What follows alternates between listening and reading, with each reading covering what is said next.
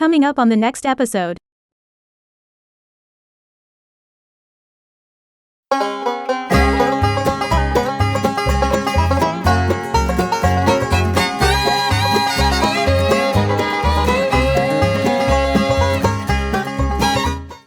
afternoon, YouTube. Here with you on, I don't know what day it is. Let's see what it is. It's Tuesday, I guess. Here with you at the bench, once again, to show you some, another project I was working on, and tell you a funny story. Let me tell you with this funny story and you'll understand the rest better when I get to it. Sunday, this past Sunday morning, fairly early, I think it was 7:30, something like that. I got awoken by what sounded like someone in my kitchen.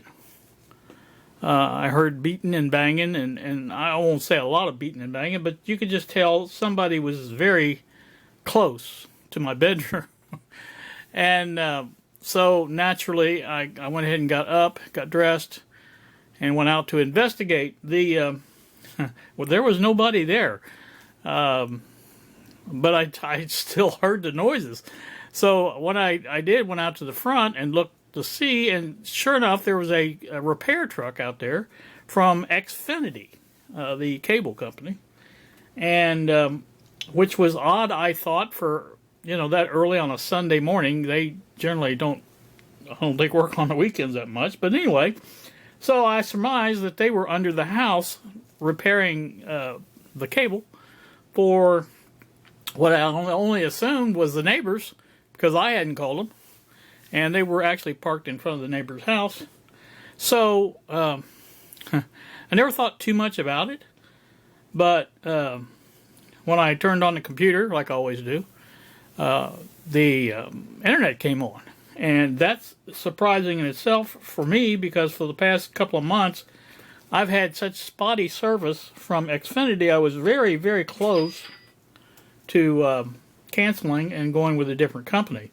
It just constantly was, you might watch it for 10, 15 minutes and it'd go out. And then, same thing, it'd take another half hour and it'd come back. And then, it was stuff like that. And I just got tired of messing with it, and I was, in fact, I'd already told them online that I wanted to cancel my account, and so I went ahead and started watching. Of course, Sunday morning's Musty One. I like to watch Musty One, so I got my noodles and settled down to watch that. And the Xfinity guy left in his truck, so I figured whatever he had to do was done. So I watched all of Musty One. Well, that was, I think, an hour, a little over an hour, which was very rare. And I thought, maybe they fixed the internet under the house, and that was the problem with mine all along. And apparently that's what it was, because it has been fine ever since. Has not went down once since then. So, anyway, like I said, what you see in front of you is the remnants, and I use that term loosely, of the speaker mounting bar that I attached to my monitor way back when I first got my Ender 3 Pro. I made this. Ron C. down in Florida had mentioned, because I had some cardboard mounting on there, and he said, hey, now that you got a 3D printer, why don't you make one of them out of that? And that was one of the first things I did. As you can see, I made it rather flimsy, and I had no experience at doing stuff like this at that time.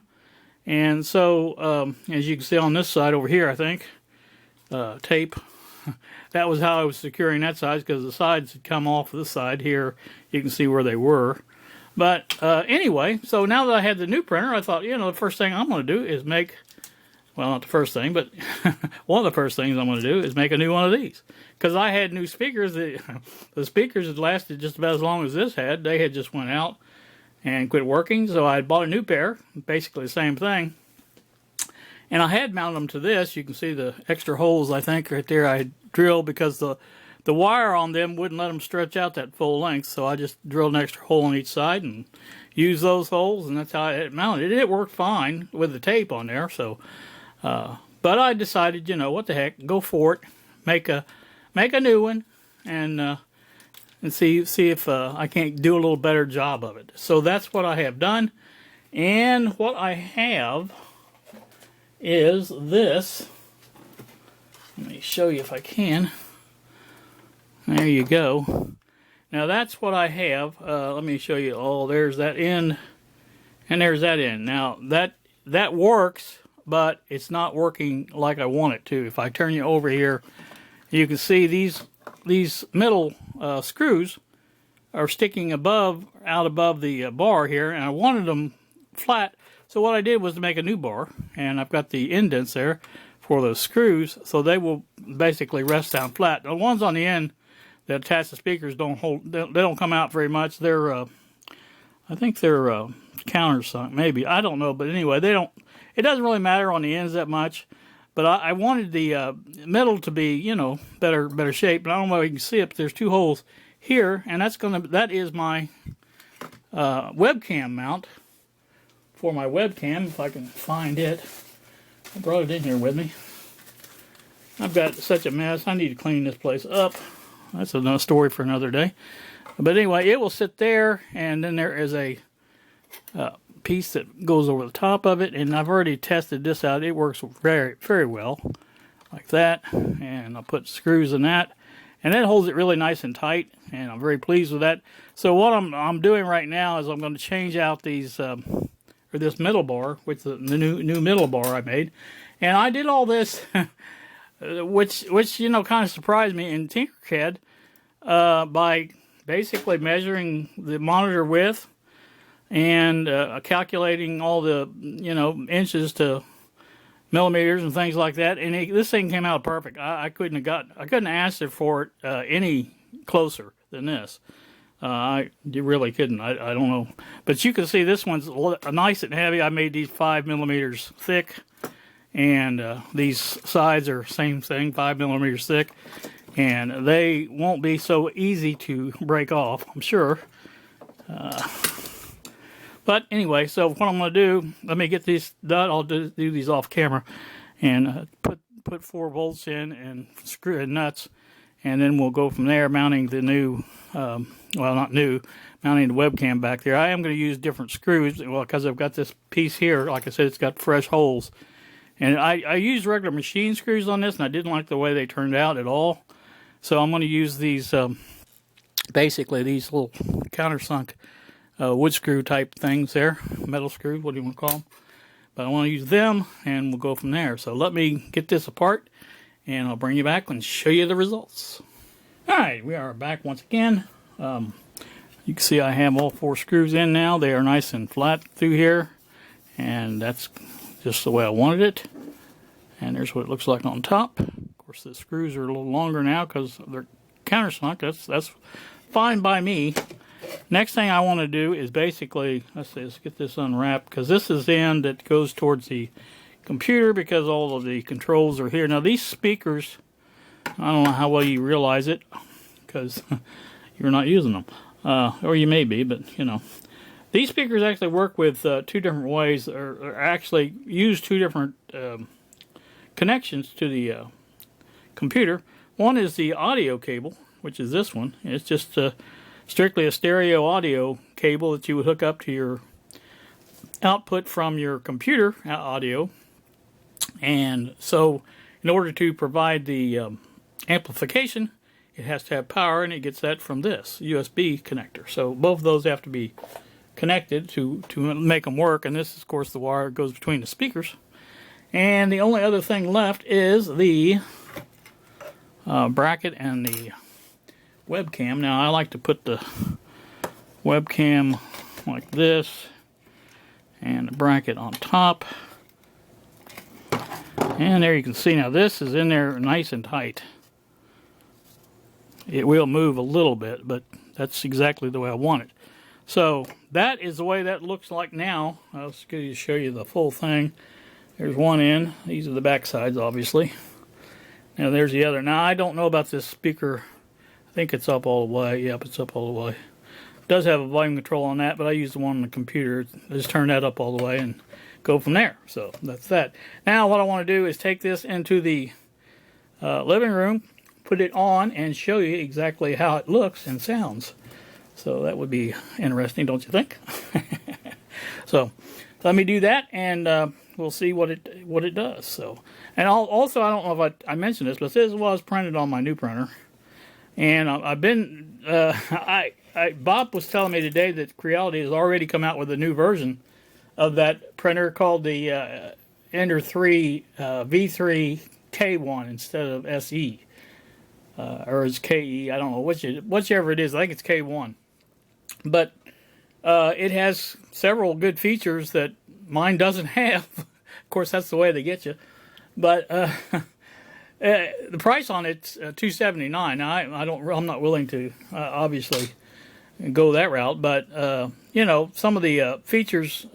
One of the things is it allows it to print wirelessly over Wi-Fi, and so that's one of the things I've wondered about since I've got this printer is if Octoprint will work with it, because Octoprint makes it handy. That's what's on my Ender 3 Pro, and I can sit at the computer and basically watch what's going on with the camera and watching what goes on as far as the Octoprint program reports, you know, what's printing and gives the results of the G-code, things like that. That makes it, you know, be able to basically keep an eye on the print, which is a good thing to have, because you know you want to make sure, you know, if you're printing remotely like that you're watching what's going on, because there's been a lot of times when I've noticed on the camera that, you know, there's a problem with the print. You know, sometimes problems creep in. It's inevitable in any kind of technology like that, but they you know, maybe the print head's not printing, or it's not down far enough, it's too far down, or you can see filament, you know, in a ball, you know, spooled up around the thing. So, you know, all kinds of little things that creep in. It doesn't happen often, but like I said, once in a while it happens, and you like to be able to see that. So, you know, instead of sitting there right by the printer all day long, you can do that from the computer and just keep an eye on it. So that's what I do. All right, let me shut up and go into the other room, and we'll hook this all up and see what it looks like. Stay tuned. All right, we are back again, and I think what you can see in front of you there is, oh, let's go up here so you can see these. There's what it looks like. You see the webcam is filming what we're doing here, and it's working well. It's pointed just exactly to where I wanted it at, and both speakers are there, and you can see it looks very good. Very good. Yes, very good indeed. So, very happy with it. As you can see, like I said, oops, shaking a little bit there. You can see there's what it looks like on the top. In the back, we've already seen it from the back, so you don't really need to see that. I'm not going to get up from my nice comfy chair and do that. So. Well, it works is all I can tell you, and it's sturdy. It's not quite down as far as I'd like to see it, but I think that's those screws on the bottoms of the speakers, and they stick out a little bit, but this side's down. You can't even see any daylight between it, so if you do, not much. But anyway, that looks good. I'm very pleased with the results of how this looks. Again, I had to print that middle bar twice, but yeah, I thought about that when I did it, because I thought these were the screws I was going to use, and so I probably could have planned a little more ahead of time and did that before I printed it, but I was in a hurry yesterday to get it done. So, like I said, it works good. Very happy with it, and hoping this is the last of the printer stuff, unless something spectacular comes along that you know, you may want to look at. But hope to get back to that RCA AM FM radio and get those caps changed on it, and anything else that comes along. Right now, that's about it. But I'm just happy to have my internet back, and that seems to be working well now, so it hasn't went out since Sunday, so I'm assuming it's fixed. And whatever must have been affecting their internet as well. So, you know, when he was under the house, or maybe he just saw that the other one was disconnected or loose or something like that. I don't know. You know, sometimes you get animals under there, and they like to play with the wires and things. So it's could be anything. I don't know. But I just know that somebody was outside my house. I had to look and see. That's what I do. I sit here at this front window, or this window, and then, like I said, basically look out the window, and there's people pulling up right there. See there? I knew somebody was here. These are my neighbors. They, not really sure why they do this, but maybe it's a Mexican thing. I don't know. But the lady that picks them up for work about 4:30 every weekday drives a similar car to that. That's not it.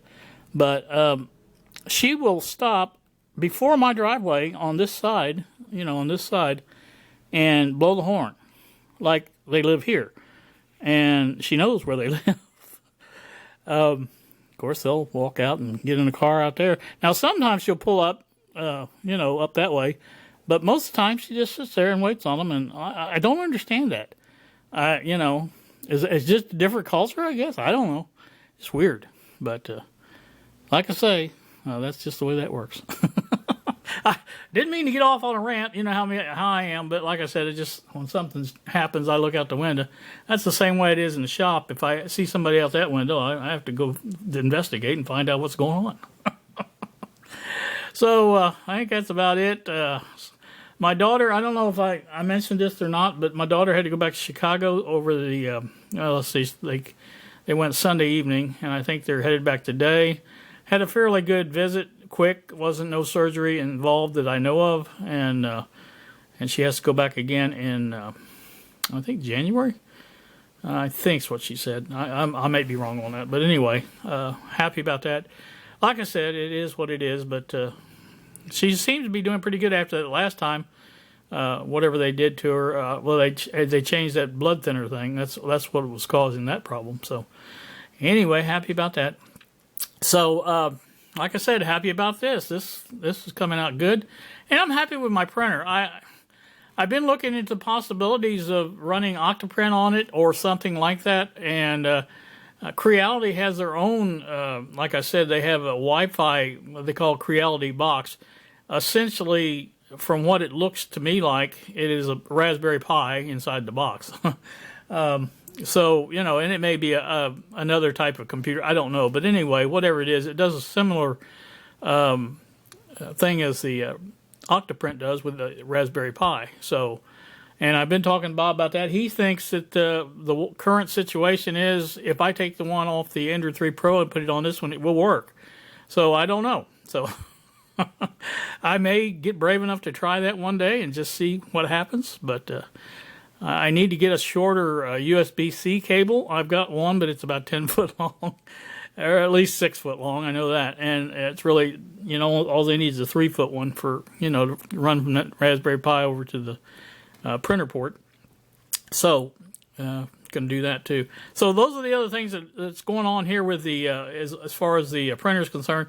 Nothing major and like that. Like I said, I hope to get back to the electronics on the next video, and we'll see what we can work out for that and get those capacitors changed and get on the road to recovery for it. So we'll talk at you later. You guys have a great day. We will see you. Oh, see you. I don't know who I'm pointing at.